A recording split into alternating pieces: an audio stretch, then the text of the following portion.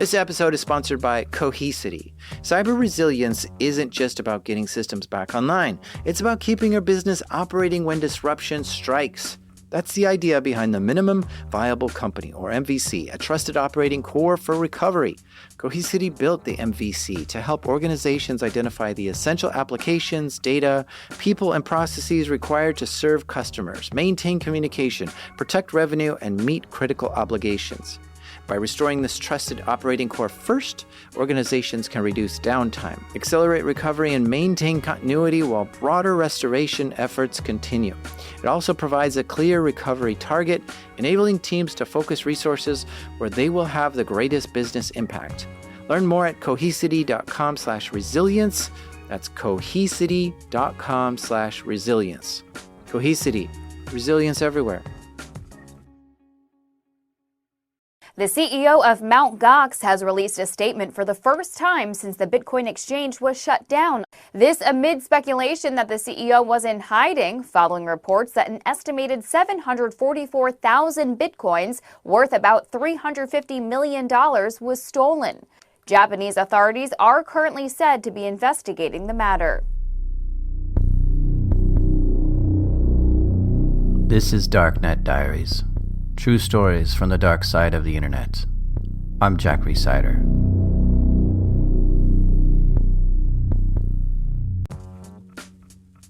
This episode is sponsored by Delete Me. Have you ever thought, I should really be doing something to protect myself from stalkers, scammers, and hackers, but you're not sure what? Here's what you should do. Go to www.joindeleteme.com/darknetdiaries and enter code DD20 and you'll get 20% off Delete Me. And a few years ago I signed up and Delete Me got busy scouring the internet for my name and gave me reports on what they found and deleted stuff. Take control of your data and keep your private life private by signing up for Delete Me. Now at a special discount for my listeners, get 20% off your Delete Me plan when you go to www.joindeleteme.com/darknetdiaries and use promo code DD20 at checkout. The only way to get 20% off is to go to www.joindeleteme.com/darknetdiaries and enter code DD20 at checkout. That's www.joindeleteme.com/darknetdiaries, code DD20.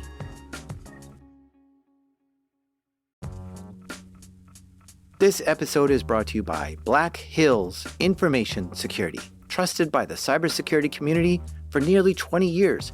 Need a pen test or 24/7 monitoring from their active SOC team? Or maybe you're ready for continuous pen testing to keep your systems battle ready. Black Hills InfoSec can take care of it all. And if you want to learn how they do it, check out Anti-Siphon Training. It's built for people who really want to hone their skills, from SOC analyst tools and methodologies to setting traps and running deception operations. AI is changing cybersecurity right now. Defenders use it, attackers use it, and that's why Anti-Siphon Training is hosting their free AI Security Summit on August 14th. Join experienced practitioners as they share practical lessons, real-world experiences, and insights into how AI is changing cybersecurity. And because you're one of my listeners, they've got a little something extra waiting for you at blackhillsinfosec.com/darknet. The website you need to go to is blackhillsinfosec.com/darknet.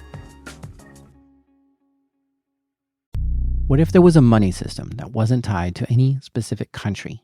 And what if that money system was both anonymous, where you can't tell who owns the money, and transparent, where anyone can see every transaction? And what if that money system was completely digital, where there wasn't a need to print bills or coins? There is such a money system. It's called Bitcoin. Bitcoin is a decentralized electronic currency. Instead of there being a big data center that handles all the transactions, in Bitcoin world, the transactions are done by crowdsourcing. Anyone can join in on processing Bitcoin transactions. But why should they? When people use their computers to help process Bitcoin transactions, they get a small amount of Bitcoin in exchange. There are a couple of other neat features of Bitcoin. It's not tied to any particular country, it's anonymous, and all transactions in Bitcoin are public information. When someone gives Bitcoin to another person, anyone can see that that money was moved. You might find all this confusing, but just know this. Bitcoin is digital money, and you can buy it in almost the same way you can buy any foreign currency, through an exchange. You give the Bitcoin exchange your dollars, and they send you the digital money. You can keep your digital money in the exchange itself or move it to your own Bitcoin wallet, which can be stored on your computer or phone or somewhere else. Bitcoin has been around for less than 10 years. It first started in 2008, but for the first few years, there were no exchanges. In 2010, a web programmer named Jed McCaleb took an interest in Bitcoin, and he had an old domain lying around called mtgox.com, which initially stood for Magic the Gathering Online Exchange. But that project only lasted a few months before he abandoned it. So he reused that domain and used it to start the first Bitcoin exchange called Mt. Gox in July 2010. Being first to market of an emerging technology usually means you're going to be the leader of the market. And that was certainly the case for Mt. Gox. For the entire life of Mt. Gox, it was the dominant Bitcoin exchange for the world. Even when there were multiple other exchanges, Mt. Gox was still processing 70% of all Bitcoin. They were processing over 100,000 Bitcoins a day, which would well exceed $15 million US. You could go to the Mt. Gox website and buy Bitcoin with US dollars, Japanese yen, British pounds, Russian rubles, and several other currencies. You could also do the opposite. Trade your Bitcoin for any of those currencies, and they'll deposit it into your bank account. Mt. Gox was the go-to place if you wanted to buy or sell Bitcoin. But all that came to a screeching halt in 2014. Suddenly, without warning, Mt. Gox went offline and shut down. Mt. Gox contained 750,000 Bitcoins when they shut down. That's 7% of the Bitcoins in the world, which was worth over $450 million US. A statement from Mt. Gox initially said the Bitcoins were stolen. So what happened? A series of unfortunate events. The technology behind Bitcoin is fairly complicated. Investigators, police, government agencies, they just don't have the resources to really investigate and figure out what happened to the Bitcoins at Mt. Gox. In fact, a lot of it is over my head too. Hello. So I called someone up Hi, Jack. How are you doing? who knows a thing or two about Bitcoin. My name is Kim Nilsson. I'm actually just a general software consultant, work with software development mostly, but I also do blockchain analysis, or as I sometimes call it, blockchain archaeology, since I mostly look into historical stuff. The blockchain is the public record that stores all Bitcoin transactions. There are over 300,000 transactions a day, and each one of these is stored in a way that anyone can view them all. Bitcoins are stored in virtual wallets. We can see how much Bitcoin moves around from one wallet to another, but we can't determine who that wallet belongs to. That part is anonymous. I was pretty much a Mt. Gox customer, yes. I was just using them for trading and whatnot. I wasn't really actively observing them while they were up or anything. So I was kind of taken off guard when Mt. Gox just went down. And I didn't lose an insane amount of money, but I didn't take it particularly well and felt like someone needs to investigate this. And I wasn't really prepared to trust that normal law enforcement and the usual actors would investigate it properly, considering what a cutting edge technical field it is, and B, like, would they even get the necessary data and whatnot. And then I sort of kept watching the situation going forward from there with great interest, and there started to be like leaks coming out with some of the internal Mt. Gox data, and suddenly, well, actually, maybe someone else can investigate this from the outside. And that's sort of where this all got started. And I joined forces a little bit with some other guys and cooperated when necessary, and we tried to get hold of as much data as we could to try to figure it out. And after that, it's basically just been me plowing through that and doing technical analysis on it ever since. So for the last 3 years, Kim has been studying the blockchain and trying to personally piece together what happened to Mt. Gox. He's trying to count how much money went in, how much money went out, and reconcile these numbers. This is no easy task.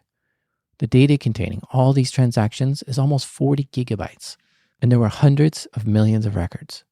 And he was trying to go through all of them to try to make sense of what happened to Mt. Gox.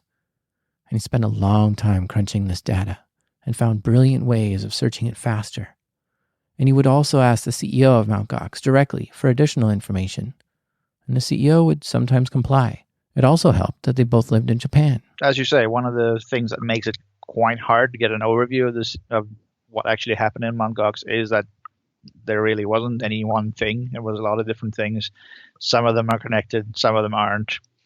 So it's hard to get a single satisfying answer to what actually happened. So let's start from the beginning and try to find where Mt. Gox went wrong.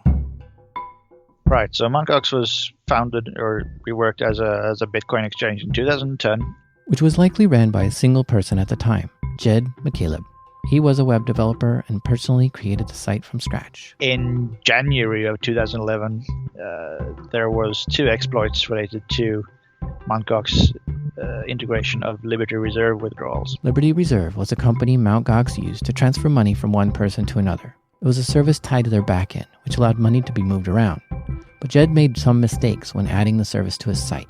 And a user would just be able to inject XML to override parameters in the API request sent to Liberty Reserve to get more money than they actually withdrew from Mt. Gox. So hackers were withdrawing more than they should be allowed to withdraw by exploiting this poorly implemented code. But that wasn't the only issue Jed had with Liberty Reserve. Users type in how much money they want to withdraw, but the code forgot to check for negative inputs. This had screwy results, allowing users to withdraw money they didn't have. Jed found these bugs and fixed them, but it wasn't until he had already lost $50,000. Around that time, Jed McCaleb and Mark Karpeles started talking. Jed was realizing the site required more time than he could put into it, and Mark showed an interest in taking over Mt. Gox from Jed. Mark was a web programmer from France, but had recently moved to Tokyo, Japan, where Mt. Gox was located. So Jed basically almost gave it away to Mark Karpeles in that very favorable price, and he basically sold it for almost no upfront money and just getting a cut of the revenue for the next 6 months, I think. But just before the transfer of ownership to Mark, something terrible happened to Mt. Gox. Someone had broken into the Mt. Gox servers and stole the hot wallet file. A hot wallet is a Bitcoin wallet Mt. Gox used to conduct daily operational trades. This differs from a cold wallet, which is not stored on the Mt. Gox servers, but in another location, in a much safer place. So the thief took the hot wallet and then transferred all the Bitcoins that were in it to their own wallet. So that was about 80,000 Bitcoins that disappeared and are actually still sitting untouched on the blockchain to this day. So it's quite possible they've been accidentally destroyed or something. Since these 80,000 Bitcoins had been stolen, there was, of course, at this point already a shortage. So Mt. Gox was technically already insolvent as soon as Mark Karpeles took it over. I don't think Mt. Gox was ever, in fact, solvent for a single moment for as long as it existed under Mark Karpeles. That is, if all the Mt. Gox users were to try to take all their Bitcoins out of the exchange, there wouldn't be enough for everyone. So already by the time Mt. Gox was sold a few months later, there was a lot of money missing. So off to a bit of a bad start under his management, you could say. Mark Karpeles is now running Mt. Gox from Tokyo, Japan. All ownership is now transferred to him, and a few months go by under his management. Mark was in the process of figuring out where the Mt. Gox Bitcoins should be kept. He had some in the Mt. Gox servers in the form of a hot wallet, and he had some in a secure offline location, which is a cold wallet, but he also had some on his personal computer. During this time, it appears that someone was able to get into Mark's own computer, which at this particular point in time appears to have been quite unsecured. It looks like they got it off of his personal machine from home, and at the time he was unfortunately keeping 300,000 Bitcoins from Mt. Gox on his own unsecured machine, and a thief was just poking around, got lucky and found it and ran away with it.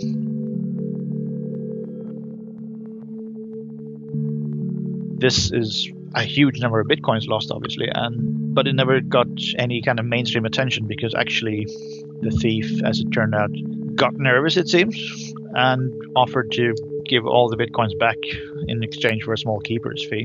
The thief kept 3,000 Bitcoins and gave the remaining 297,000 back to Mark. Probably, if I were to venture a guess, they offered to give the coins back because they hadn't been particularly careful. I don't think it was some master hacker. It was probably just someone poking around, like I said. And if I had been in their shoes, I probably would have been astonished that it even worked in the first place. Presumably, the deal at the time was that they gave the coins back in exchange for not being investigated. So another month goes by. It's now June 2011. Mark had only been running Mt. Gox for about 3 months.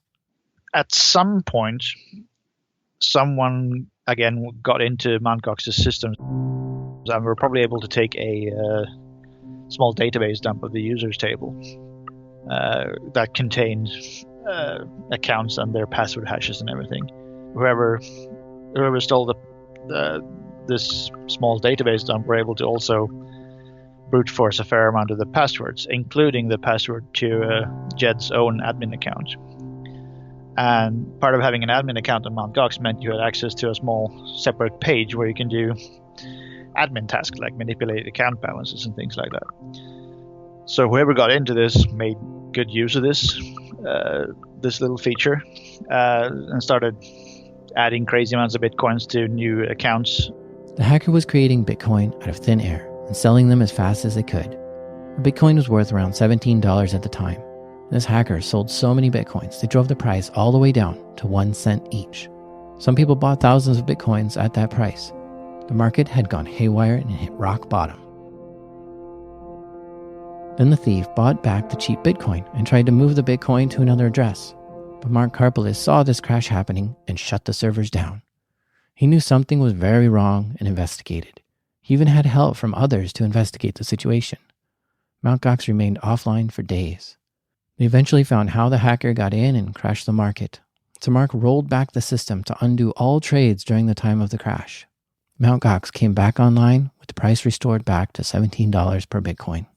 But the hacker wasn't completely empty-handed. They were also able to get some actual Bitcoins out by inflating balances, trading them for a bit, and just trying to withdraw them. And they got about 2,000 Bitcoins out that way.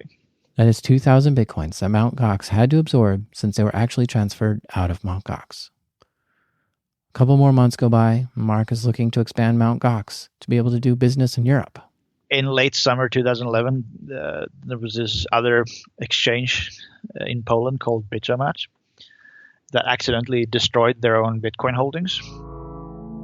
I think they had their wallet in the virtual machine and accidentally wiped it or something like that.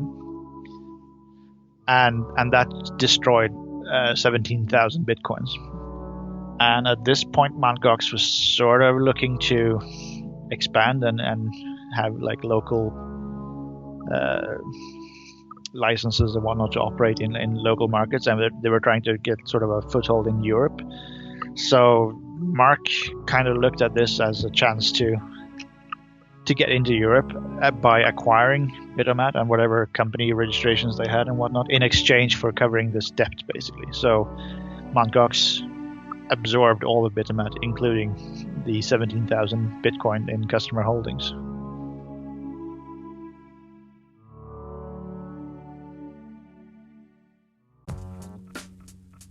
This episode is sponsored by Rippling.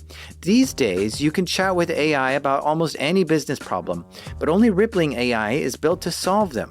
That's because Rippling is the only AI built on your live global workforce data, giving you full visibility into your business and the ability to take action with AI that executes across departments. Say you want to retain top talent. Just ask Rippling, who are my top performers this year, and instantly receive a workforce report highlighting your best employees with supporting data like comp ratios, performance reviews, and engagement metrics. Rippling AI can turn these insights into proposed retention strategies, including a recommended 10% spot bonus for top performers. So don't settle for AI that's all talk. Head to rippling.ai/darknet and get AI that turns insight into action. That's Rippling, spelled Rippling. Rippling.ai/darknet. Sign up for your exclusive access today. So at this point, Mark had only been running Mt. Gox for about 5 months and is already missing $50,000 in cash and a massive 100,000 Bitcoin. While Mark's skill set was mostly in programming, he believed Mt. Gox could be turned around and become a very profitable company. He had every intention on making it a success.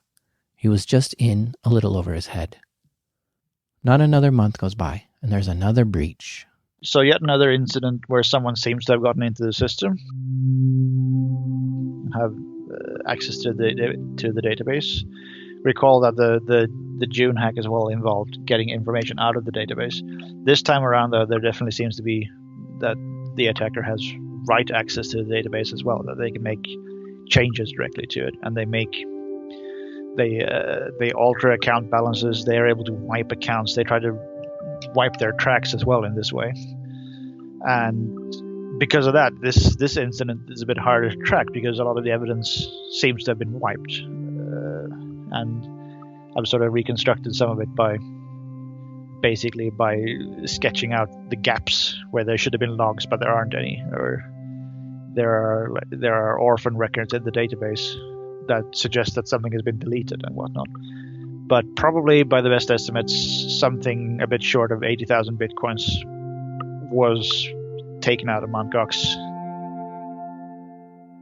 Mark did not detect this breach until after the bitcoins were already transferred out of Mt. Gox, so he wasn't able to stop this theft from happening. Mt. Gox is now missing almost 200,000 bitcoins. And the very next month, another breach occurs, and this one, the biggest one of all. The hot wallet, wallet.dat, got stolen by someone with access to the system. Once again, a hacker broke into the Mt. Gox server and stole the Bitcoin wallet from Mt. Gox. The thief quickly moved the Bitcoin into their own wallet. But because they had control of the main hot wallet for Mt. Gox, any new deposits into that wallet, the thief would also be able to take those funds too. And for the longest time, Mt. Gox didn't detect any of this activity. This theft went on until at least a good chunk into 2013. So that's almost a full 2 years then.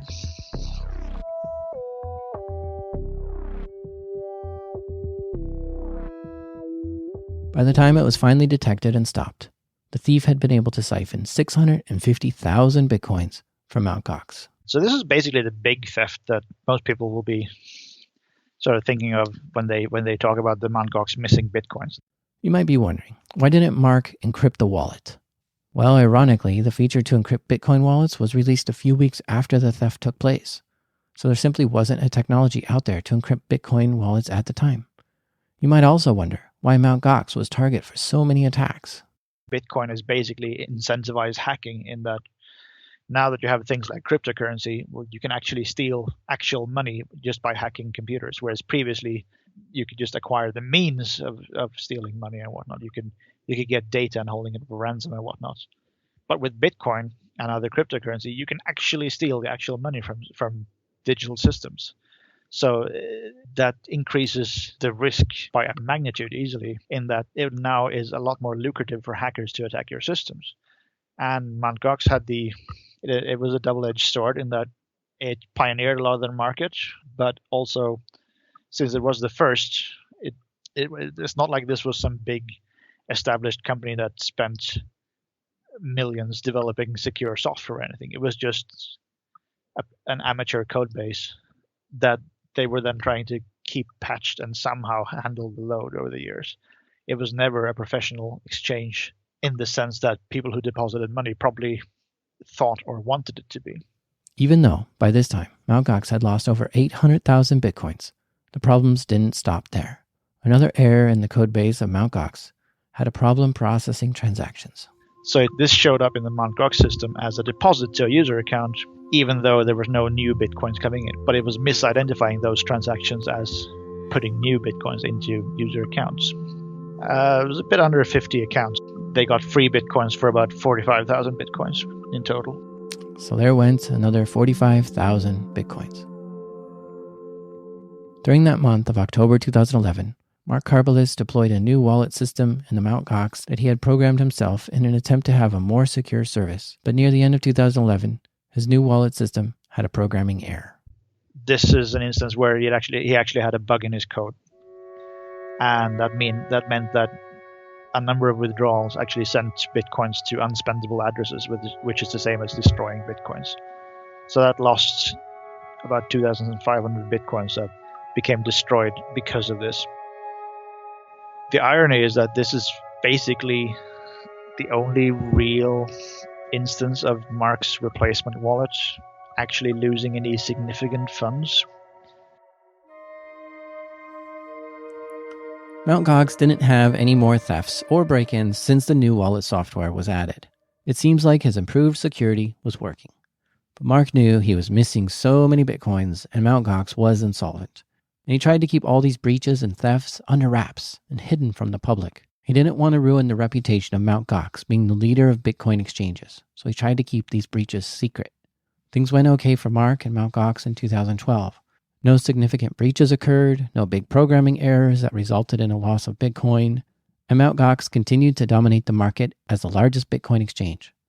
It appeared that Mark had finally gotten things under control and was slowly recouping his losses. By mid-2013, Mt. Gox was handling 70% of the world's Bitcoin trades, which was around 150,000 Bitcoins a day. Even though it was the leader of Bitcoin exchanges, there weren't that many employees working for Mt. Gox. Mark did a lot of the programming himself, but he did have a few other developers helping out. It's not clear whether Mark thought he could just handle it himself, or he had a hard time trusting others, or maybe he didn't have the money to hire staff. In 2013, Mt. Gox wanted to expand into the US, so it agreed to use a company called CoinLab to handle all North American transactions. Mt. Gox gave them $5 million to get started with, but for some reason, this deal went bad, and CoinLab filed a lawsuit against Mt. Gox because of a breach of contract. CoinLab was seeking $75 million, and they kept the $5 million that Mt. Gox gave them. And I believe this lawsuit is still going on today. Later in the summer of 2013, the U.S. Department of Homeland Security issued a warrant to seize money from Mt. Gox. They had been in violation of acting as an unregistered money transmitter in the U.S. In total, DHS seized $5 million from Mt. Gox. It was also discovered that Mark was running a trading bot. I don't know who had the original idea. There are some emails leaked where Mark and Jed is discussing it, and Jed is, amongst other things, suggesting that maybe you can make trades on your own exchange to sort of shift this liability back and forth between bitcoins and fiat money, in a way to as a way to recover the funds. You can basically trade the losses back. Of course, require you to be a trader that can make reliable profits. And Mark doesn't seem to have been a trader that was able to make profits. If anything, he seems to have bought high and sold low. This trading bot he was running was called the Willy Bot, and there's a paper that explains it in detail. At the time the paper came out, it was just speculation though. But the speculation proved to be spot on. The way Mark implemented this internal trading mechanism, it actually kept all the logs, so it's possible to get quite accurate information about what was done or not. He didn't seem to wipe any logs or anything like that. By analyzing the logs and adding up the trades, the bot resulted in Mark losing an additional $50 million and 22,000 Bitcoins. In February 2014, Mt. Gox suddenly, without warning, halted all withdrawals from its site. Mark stated they were addressing some security concerns, but a few weeks later, Mt. Gox, the largest Bitcoin exchange in the market, shut down entirely. The website went offline and simply returned a blank page. Protests began outside the Tokyo office. Thousands of customers were furious. Mt. Gox had closed its doors, seemingly holding on to 850,000 Bitcoins. But in reality, the Mt. Gox coffers were entirely empty. At the end of February, Mt. Gox had filed for bankruptcy in Tokyo, stating they had lost 850,000 Bitcoins, which was worth $470 million. Nobody believed that Mark had lost this many Bitcoins. That's 7% of all the Bitcoins in the world. People just couldn't grasp how such a large amount of Bitcoins could become lost. But as you heard, it was lost, just not all at once. The next month, when looking through some of the old Mt. Gox systems that were in use in 2011, Mark Karpeles found a wallet in the system that still had 200,000 Bitcoins. This brought the total losses down to 650,000 Bitcoins. In August 2013, Tokyo police arrested Mark Karpeles, not for losing the 650,000 Bitcoins, but on charges for embezzlement and fraud. Japanese prosecutors accused him of falsely adding Bitcoins into the accounts of investors and then moving that to his own wallet. He has continued to plead innocent to these charges. As far as the thieves go who stole the money from Mt. Gox, Only one person has been caught and arrested. His name is Alex Finnick, and is a Russian national and was arrested in Greece. He was arrested for money laundering, but evidence shows that he had some of the Bitcoins that were stolen from Mt. Gox. However, just because he had them doesn't mean he stole them. He was just accused of laundering, not of stealing the Bitcoin. A year after his arrest, Mark Karpeles was released on bail and is currently residing in Tokyo. He's still undergoing the legal process of his arrest and the Mt. Gox bankruptcy. Those 200,000 Bitcoins he found have sat untouched since he found them. The bankruptcy case restricts him from touching them, but since 2014, when Mt. Gox filed for bankruptcy, the price of Bitcoin has skyrocketed. At the time of this recording, it's now worth over $10,000 per Bitcoin. Mt. Gox owes their creditors $450 million, which is what the Japanese courts have sort of locked in as what he owes. But his 200,000 Bitcoins are now worth $2 billion. So if he were to pay off all his creditors today, he may then get to walk away with over $1 billion.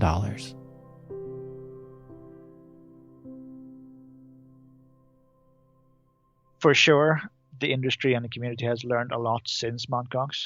Like I said, most of the reason for Mt. Gox being so unprepared to fill its own shoes, so to speak, was because it was the first of its kind. There was no real best practices back in 2011 or anything like that. And as anyone who's been in a initially successful startup can tell you, it can be really hard to keep up with actually investing the time needed to keep your technology up to date. One big thing we've learned from Mt. Gox is that it's not a good idea to leave your Bitcoin on the exchange unless you're actually trading it. For long-term storage, it's best to keep a Bitcoin wallet on your own computer that you control. This way it can't be stolen from an exchange. But you still need to be careful and protect your computer from thieves, though. When determining if an exchange is reliable, check to see if it complies with audits. For Bitcoin exchanges to operate in the US, they must adhere to strict audits, but some exchanges even take it a step further and agree to even more strict audits. It's also good to use an exchange that has a good reputation and not something that's just popped up yesterday. A lot of lessons can be learned from Mt. Gox. Yeah, it's quite a wild ride. And it will be interesting to see what happens next. Not just to Bitcoin, but also to Mt. Gox and Mark Karpeles.